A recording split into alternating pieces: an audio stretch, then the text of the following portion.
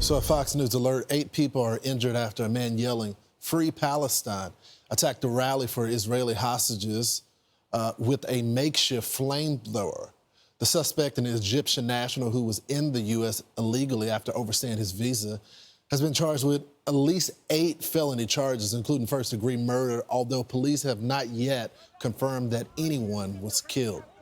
Fox News contributor Katie Pavlich joins us now with reaction.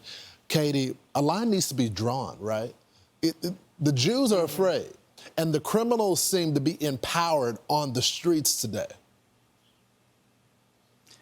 Everyone should be afraid. This is a case of Americans, citizens, in a United States city being firebombed by an illegal alien from Egypt who has Islamic terrorism ties and ideology, exercising their First Amendment rights, out for a walk saying we don't think that innocent people should be taken hostage and they should be released from the Gaza Strip.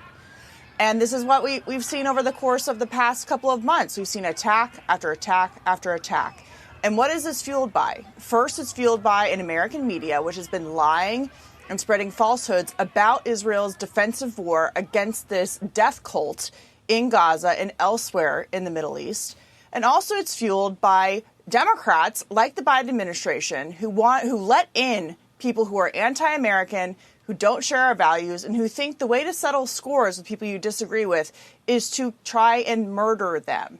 And that's what we saw yesterday. That's what we saw in Washington, D.C., the capital city, where 2 staffers from the Israeli embassy, one a Christian from Germany and an American citizen, were gunned down in the streets by someone who thinks that this free Palestine ideology is something that they're willing to take people's lives over. This is anti-American. It has to stop. And it vindicates the Trump administration when they say we're stripping visas from people who engage in this kind of ideology, who think that this is the way that you settle scores in this country. That's not what we do here. And they're trying to get them out. And you saw Stephen Miller, who, of course, is the deputy chief of staff, a presidential advisor, yesterday saying the suicidal importing of this kind of ideology is going to stop. Katie, I feel like we're missing the big picture, though, as an American people. And you're right. It's not just the Jews that are being targeted. It's Americans as well. The ideology that they proclaim is not compatible with our American Judeo-Christian values here. You can be a peaceful Muslim, but you cannot be an Islamist. You can't call for an intifada. And people think they're just chants. They're not just chants. They have meaning behind them. Why is that important for people to understand?